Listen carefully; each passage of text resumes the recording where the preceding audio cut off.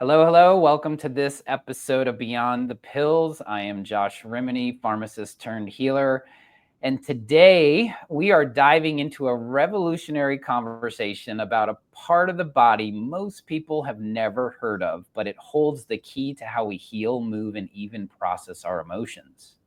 Anna Rahe is a fascia-focused wellness innovator with over 25 years experience in redefining how we care for our bodies. She's the founder of GST Body, a groundbreaking fascia-based system designed to restore vitality, prevent injury, and unlock human potential. Who does not want all of those? Anna's work has been spotlighted by Goop League and featured in over 40 podcasts, and now she's preparing to launch her first book, Skin to Soul, where she reveals how fascia is far more than the connective tissue. It's the bridge between physical health, emotional resilience, and true healing. Oh, so good. If you've ever struggled with chronic pain, stress patterns, or felt disconnected from your body's potential, this episode will open your eyes to a whole new dimension of wellness. Welcome, welcome, Anna. Thank you, Josh. It's so nice to meet you. I really appreciate you having me on here. It's great. Let's dive in. I love reading people's bios because it just sets the stage for just such an open, beautiful conversation. But many people don't even know what the word fascia is. Yeah. And I've been a student of this for a long time in my own health journey and my wife's journey. But can you just explain to the listeners what fascia truly is and why it's so critical? Yeah, that's such a great question. So the term fascia is a generic term. I kind of like to say it's a broad terminology for a type of tissue in the body. It's called connective tissue. Its most significant form, or the way that it shows up in our health in its greatest capacity, is as an entire body system. So I use those terms, connective tissue system and fascia, interchangeably. But for the listener, if you're thinking about fascia as a tissue, you might want to think about it like a fabric of a type of outfit that you're wearing. If you are looking at it in the body, there's many different types of fascia that show up and they serve different functions. Like you have your myofascia, which is the fascia that surrounds your muscular skeletal system. It's really kind of sturdy like burlap, and it can handle a lot of wear and tear, and you wear it every day. It's a wash and go kind of a tissue. It's pretty sturdy. But then you also have viscera, which is the fascia of your vital organs, and it wraps around all of these really important body parts, and it's part of your digestive system and part of these other aspects of your health and wellness. And so that would be more like silk or sateen. It's softer, it's more fragile, it's a little bit more like glidey and silky, and it serves for motility in your organs. And so each way that fascia shows up plays a specific role in its function of the other parts of your body. So I like to talk about fascia really from this global view of whole body care, where fascia is organized into an entire body system, similar to your nervous system, similar to your digestive system or your endocrine system. It comes with different organs. These organs are not massed organs like a heart or like lungs. And this is probably why fascia has been kind of overlooked a lot in the medical and in the scientific community for many years, because it looked like a crazy kitty went mad inside with yarn. It's like white stuffing everywhere. If you peeled back your skin and you went inside, it doesn't look very ordered. It doesn't look like a heart that's like, woo, this is big and masked. It looks really interesting. It's like, oh, this is stuffing, and we need to get it out of the way so we can get to the most vital parts of the anatomy. And so it's kind of been overlooked, but nevertheless, fascial organs are organized based around the other body system. So there's a way that fascia organizes around your endocrine system, around and with your nervous system, around and with your digestive system. And in this way, it becomes one of the most significant organs inside your body, or not organs, one of the most significant systems with all of its organs, because it's really working on the back end of physiology to make sure that all the other systems are working well. So the condition of your fascia, how healthy it is influencing all these other layers of our physiology. That's a great way to, I've never heard someone really use the analogies of the different types of fashion, how they sort of like, we all learn through analogies, and in saying it like that, like with the type of fabric that it is, because it is kind of like a fabric. And when you said burlap and myofascia, it's like, oh, I instantly connected to that, right? Yeah. And I've always used, and not from the perspective that I've learned from it, is in the modality of pain, right? We're going to talk about pain today, and we'll talk about the why fascia is so important to maintaining that balance of pain, because if it isn't healthy, things go awry. And I'd love to talk to you a little bit about what I've been doing with this space. But your personal, how the heck did you get into this, right? It's like, let's talk about your personal journey into discovering fascia, and where was the defining moment or this missing piece in your journey here? Because I think it's important to understand where people came from, because a lot of the times we connect through story, but all the practitioners in these beautiful health and healing and wellness spaces that I'm talking to, we all have a personal story attached to it. And so I'm curious on where this all came from, because it is kind of a thing that people don't really go for, right? That's right. I mean, it's not like a smoking gun where it's like, oh, I'm a heart guy because I did the heart thing. Like it's underneath all that. So I want to explore your story a little bit. Okay. It's a 25-year journey rather than like a neat narrative story, but it started when I was 18, and ironically, not ironically, but back to this pain thing, is that it was really a sense of deep, deep pain that was multifaceted and so complicated that I would go to tons of different specialists, some for my gastrointestinal problems, some for my, low back and musculoskeletal problems. And then I'd go to acupuncturists. And then, I would circle trying to get really definitive what is wrong with my body. What is interesting that'll probably come up in our conversation later is that I had gone, since I was in 14, I was in really deep therapy for childhood sexual abuse.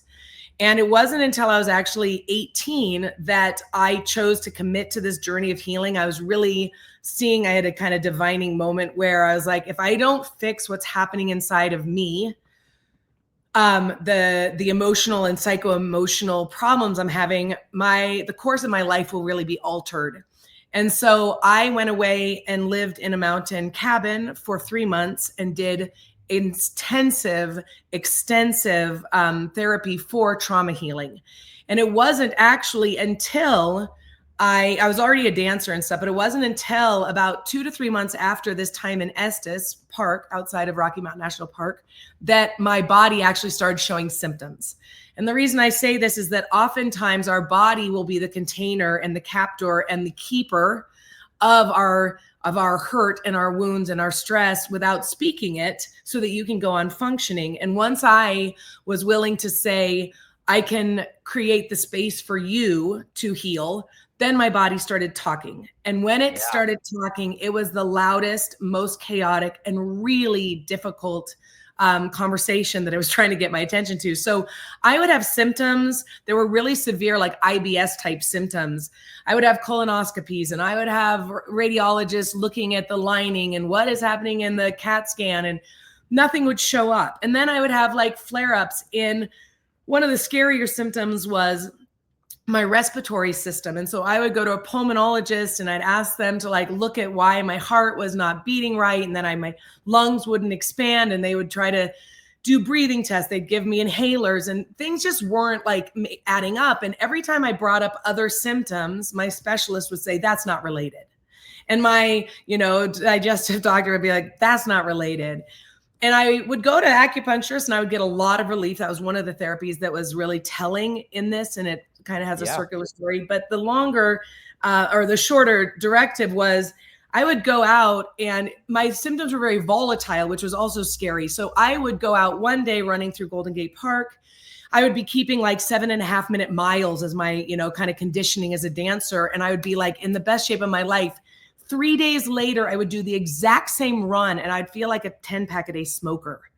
And I was like, what is this? Why am I having so much problems with these symptoms? And I had brain fog, I had, depression. So there's a lot of different symptoms overlapping. And I kept, just kind of mental notes. And it's weird that when I have my digestive thing, I have this and this also. And when I have had clarity, or when I have stretched like this, which is interesting, I would have this symptom ease up. And so I started seeing very early on a kind of a connection between these symptoms. And I had been certified in Pilates. I was already a yoga teacher in a couple different disciplines. I had quite a bit of, anatomical knowledge and basic physiology. Like I knew about the organs and what they did. But I was like, it's not this. And I was going through this list of what it couldn't be. And I'm like, well, I don't think this is musculoskeletal. I don't think that this is blah, blah, blah. Because I would have really bad flare-ups in my fibromyalgia type things. And I couldn't take shirts off over my shoulders, my arms, and I'd get frozen shoulder and I wouldn't know why. So all of this to say is that it felt chaotic. It felt multi-tiered, and I couldn't point my finger, even though I was already a working professional and had quite a bit of understanding.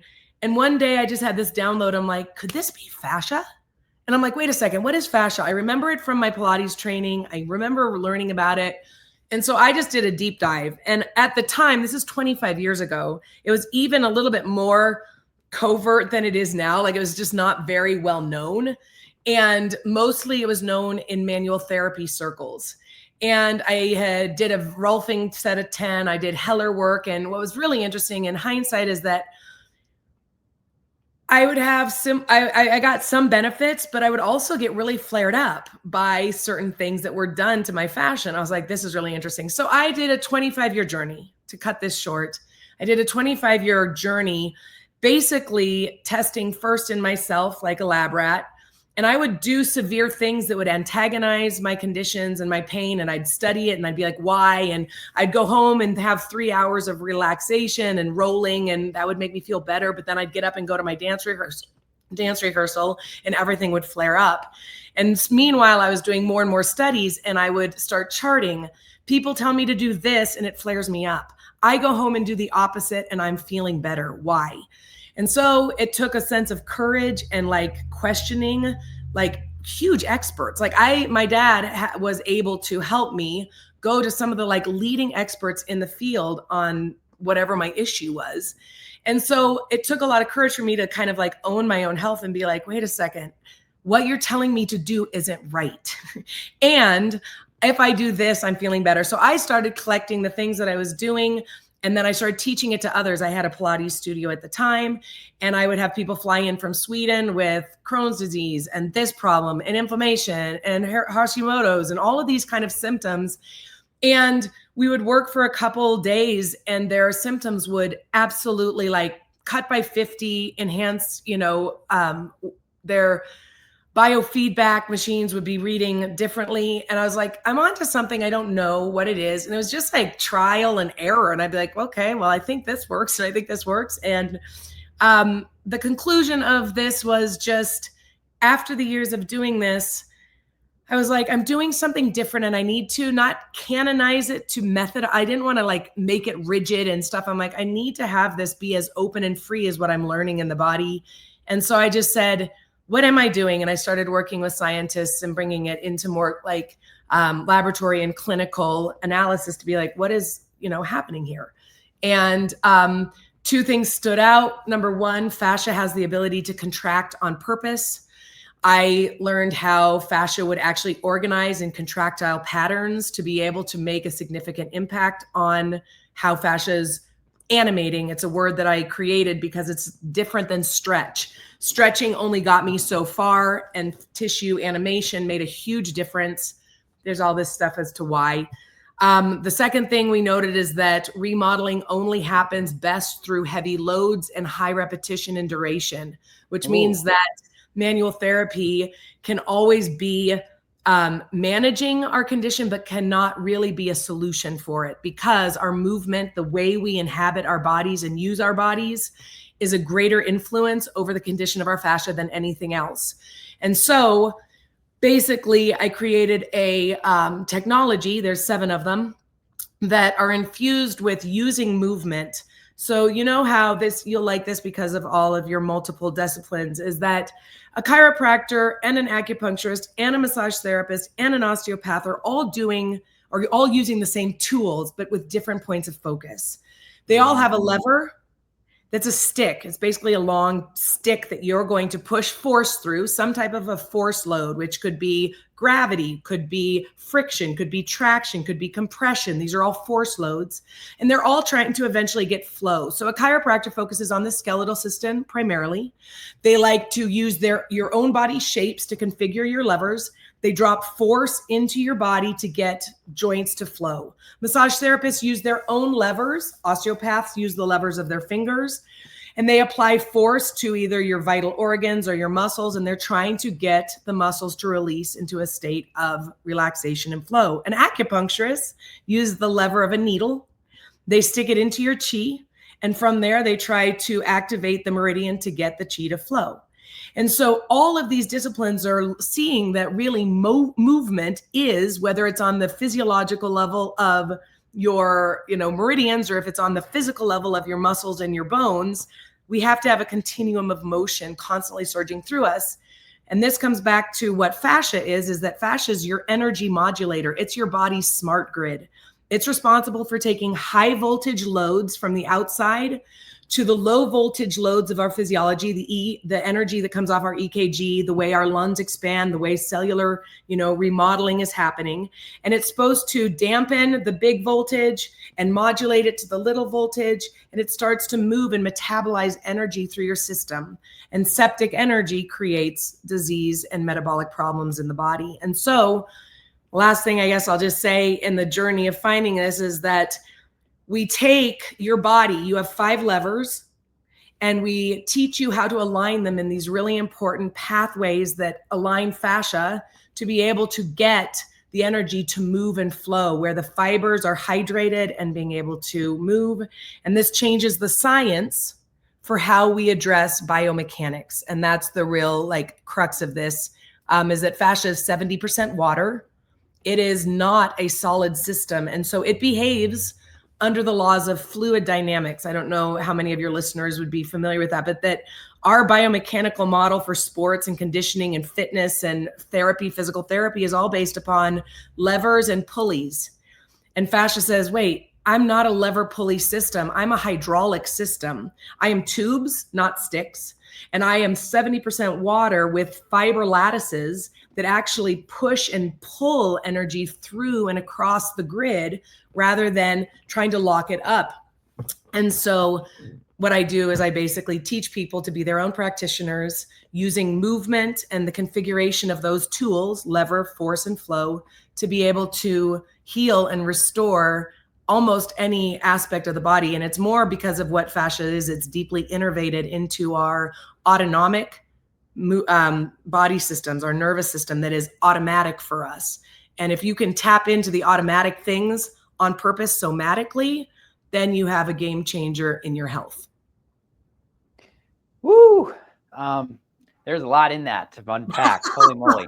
No, I'm a heavy doser. I know, it's great because the story is so beautiful.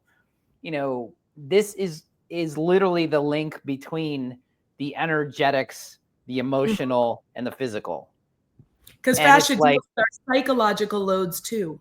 Right. And when you talked about it in the beginning of this segment, you were talking about your emotional pain, your emotional traumas, and how it stores, right? We know now that our emotions store in our body. And then when you release that, or you're ready to release those traumas, then it became evident in the body, right? The body. I did this the other day. It was funny. I was doing an energy extraction. I'm doing my shamanic stuff with somebody, and I was doing an energy extraction, pulling an energy out. And what had happened is, and we talk in the shamanic world, fluid energies and crystallized energies. They're sort of different, right? Some are fluid and they can just flow out, and some are crystallized. And we got to do something different. But I was working with this client, and what had happened was really critical. It's so important because I just got so much more insights of this from this conversation because we pulled the energy out, but her hip got worse the next day. Like it was like I was like, oh, we're moving that energy, and it's now presenting in this way physically. It's moving, it's ready to come through. And we ended up doing a little bit more. I wish I'd learned about the fascia part of this, but it was like literally my intuition told me to crystallize the energy and move that out in a different way. We did, and it resolved within 2 days. But it was really interesting that we were moving energy, which created the physical ailment. That's right. Which then, but that makes sense because it is flowing and moving. And now it's funny how we talk about the fascia linking everything. This just linked the way that I experience that now in a different way. So that was really cool. Well, it's cool to understand that your crystallization of energy, even if you're able to modulate it and metabolize it out, the fibers that are actual structure, right? They're not the energetics. They were holding the energetics. You still have to remodel the structure that was containing it, right? Yeah. And that's why it takes 2 days to move out, at least. Yeah. And this is why multimodal practitioners are so important, because we can move energies, but then the fascia, and I love that your analogy of like the fluid dynamics and it being 70% water, because most people are thinking it's this rigid network. It's so fluid dynamic. And most people that I've worked with fascia are always concerned about the stretching and the that kind of component only. When I learned about fascia, it was because I was going through pain management certifications with compounding, because we can move certain cool, like awesome modality pain creams into the fascia to interact with it in different ways from the nerve component side of it, and doing that. So it's like all of it's kind of coming full circle. I loved how we connected the body, the mind, and the spirit into where this stuff is. It's almost like the connection between like energy and physical, right? It's like right here, and it's right in that space. So that's so cool. It's super cool. I also love that you talked about the just in your process of your, I call it the wounded healer's journey, right? Your journey of 25 years of, one of the philosophies I've had with the practitioners that I mentor is do you first, right? When you're in a wellness based thing, we don't prescribe this without having gone through it, right? Like doing these things. And I love that your journey, it's very similar. It's like you're taking this piece that you learned, and you're taking this piece that you learned, and then you're taking this piece that you learned, and you're just blending it into this thing that becomes Anna Rahe's thing, where you're just becoming this whole, I call it like a 5D puzzle, right? My 5D puzzle has been, pharmacist, cancer survivor, turn functional medicine guy, turn nutritionist, turn energy healer. Like I just put all of them together to create what works in the space that I work. And I love that you've kind of, over these 25 years, that your journey has gotten you to this place where it's just keep folding for you. It keeps becoming something that's more, I never say change anymore. I just say it's been this evolution. And that evolution has become this beautiful thing that you've done through your Pilates and all the other components of yoga, and learning about the fascia and going down into the science and learning from that, learning from the scientific, because backed by science is a big thing for me. And I think it's important. Now but we're moving now into the realm of like quantum and healing in these different energetic places where we're merging. This is why it's beautiful for this conversation, because this podcast is the merging of ancient wisdom and modern science put together, not one or the other, right? We're not going to the acupuncturist only, and we're not going to the physical doctor. Like we're blending all this together to get that deeper understanding of both and. not Yeah. or. It's So I the truth. love how you shared with that. Let's get into this system that you've GST and looking at like what you're doing, because I think let's tie it up in this way where what are you doing with folks? You said I teach people. Like, what is Yeah. this process that you take people through? Well, I think that you said some really nice things I wanted to just highlight, which kind of leads into Please that do. story, which is I also tell people, and especially practitioners, you can only offer the healing to others that you have experienced in yourself. And so more than just how much training we get, that is important and it's knowledge, but it's actually the infusion. It's you distilling the healing in you, where you share not just the knowledge or the facts and the stuff, it's that you're sharing yourself. And so in GST, what's really interesting is I tried all the modalities, and they're not a hybrid. It's not like I've taken everything. It's like I only found and sought the things that actually worked, right? So it's like what you're saying, that distillation process of like, yes, this could be a principle that's, true, right? Like solid mechanics works, but if it doesn't work in all these applications, it becomes less relevant. And so I think that the goal is to be able to also not just have the knowledge, but be doing the work. Because I've been treated by healers that are very knowledgeable, but they haven't integrated, they haven't done the transformation. And so in a way, it's a refinement process where you're clearing the dross. I talk about this even if it's in a personal journey, where your struggle, the warrior's journey you talk about, is it heats you. It puts you under the fire of change, and it removes the impurities. It removes the non-essentials. It removes the things that aren't really going to heal you. And then it leaves the gold. It leaves who you are after the healing. It leaves the power in you to be able to share. And that is really what is healing people, right? It's not you doing it on someone. It's you stepping ahead and sharing the thing that healed you, right? And that's why you have to go before. So profound in the way you said it too, is because that is it's not the blueprint. It's literally, the formula.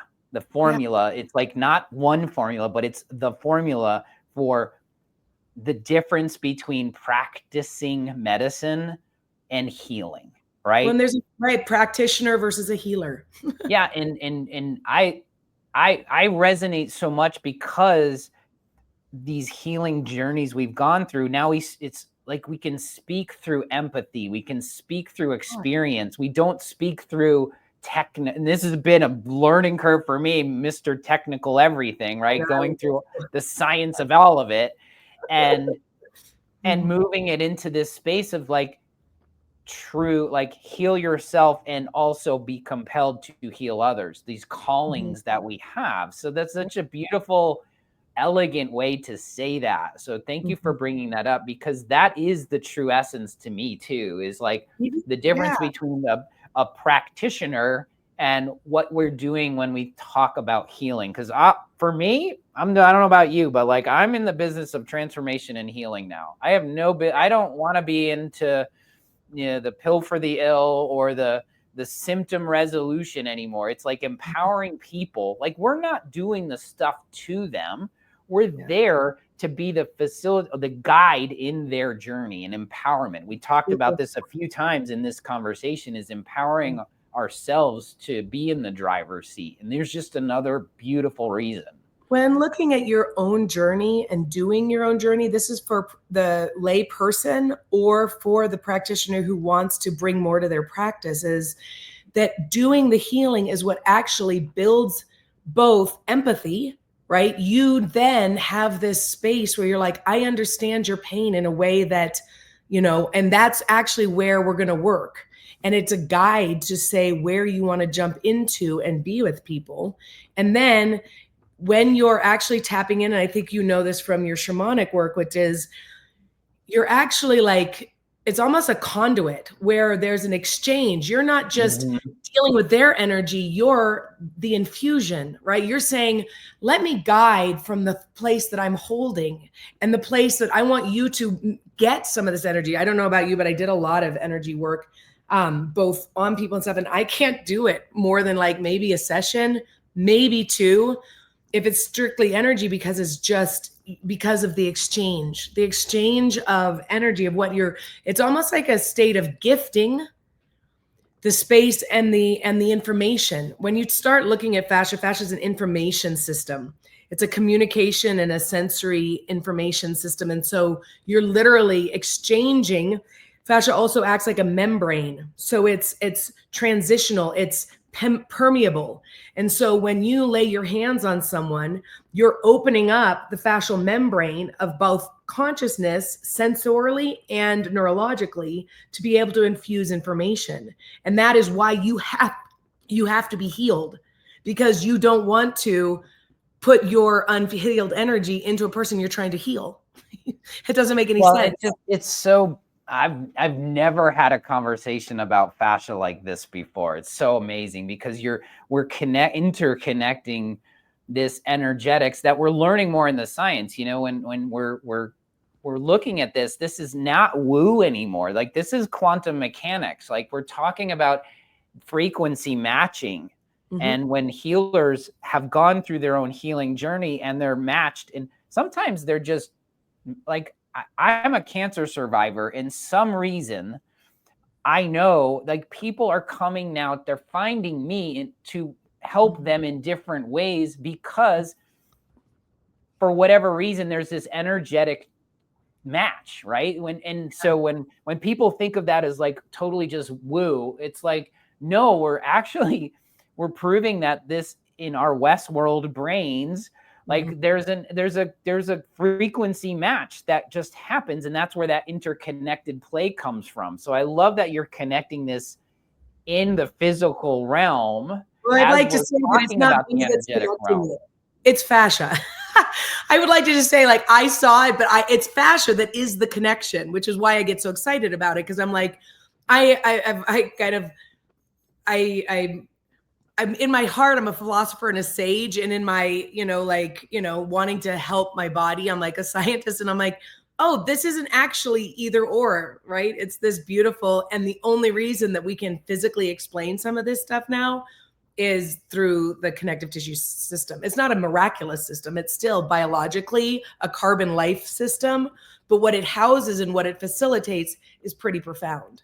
Yeah, well, it's kind of like when you see, I just have this thought in mind, like, how do you it's exactly what it is. It's like fascia is like, it's the interconnection of the realm of the energetic realm into the body. And we've also connected it with emotion. And so it's body, mind, spirit. It's like this is how it all works, guys. It's so cool. So let's get back to how you work with people. Yeah, I want people to understand, like, because this is, it's super breakthrough. I love this stuff. And it's how do people work with you? What type of offers do you like? What type of programs are you doing? Do you one-on-one? Is it group? Is it online? I have it all. Yes. Just say yes. We all do nowadays, right? We have yes. 2018. I really love working with people. I love working with people in my studio here. This is, also where we have an online studio. I was scared in 2020. I closed my studio in LA in 2019, not because of COVID, but because I was transitioning in the business, and I had lost my lease, and I was like, what's the next step for me? So I closed the physical studio, and we did go digital November of 2019. And then sure enough, like, COVID happened. It was a miracle that I was kind of 2 months ahead of the curve. But I really missed people. Like, we are first human with spiritual potential, and we will become spiritual, but we have to remember that the physicality of who we are is deeply spiritual, in that it's the embryo state of ourselves. And so I want to work with people in the body, because I think that is where we work out our spiritual journeys. And so I miss that, but I do see people. They tend to come in and fly in to see me now. I see some people locally. So I was really happy in 2020 when I discovered that GST actually translates through the screen in a really vital, extremely unique way. It's not really like exercise and, fitness, even though a lot of people associate movement with fitness, it's really translating. We call it like, body manipulation or tissue manipulation through movement.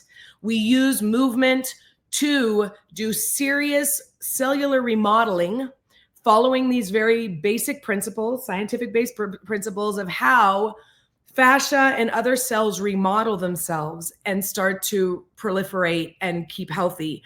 And it's based upon the water. So it ends up that fascia remodels based upon how the water is moving through the aqueducts. It's the water being displaced that actually lights up and pushes and pressurizes the cell to make it want to either, be discarded or reinstated. So we can do a lot of our cellular remodeling, and it's through movement. So it translated, and I was really happy. So you can find us online doing just videos that are very, like, we have learned videos that will teach you all the principles. It will teach you how to be your practitioner. I'm really passionate about education because I think that the very foundation of transformation and change doesn't start just with the understanding, but with the action of what can I do? And most people can do like 5 really simple things that will immediately change the state of their fascia, the state of their body, following generic laws. And so I want to educate people so that they can, even like, one of the things that's really fun is that GST teaches you how to work with an acupuncturist, where you, while you're receiving treatment, will amplify the treatment by how you behave in your tissues.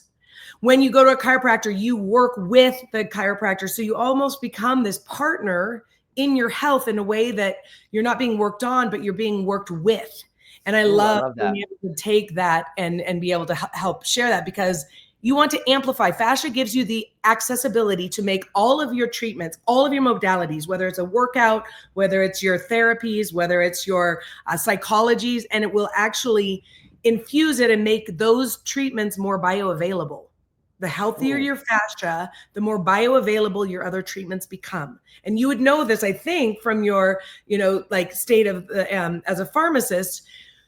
The way that the medicines break down and how they affect into the tissues and distribute is really based upon the connection of parts and how they're delivered to the different organs and stuff. I don't know as much as you do, but that is set up by the tensegrity and the tensemetry of your connective tissue system. I'm going to explore that one because I'm big on bioavailability with nutrition and doing some really cool stuff with my nano emulsions, with my, like, this is a whole nother next level. Like, how do you move this into that space? So is there a website that people can go to, or do you on Instagram? Like, where do people find you? So I would suggest going to GST Body. That's what I do. That's the company. From there, there's a lot of different places to land. We have the online studio. We do programs where I actually work with you in regular, they're like kind of concierge care. And we can deal with anything. I also collaborate with other doctors and professionals like yourself, where I'll help people navigate their own journey. So come to GST Body and poke around, and then follow. We have Anna Rahe. You spell my name. That's why it's hard for me to always give Anna Rahe. Because it doesn't sound like it's spelled. It's Anna Rahe, Rahe, pronounced Ray.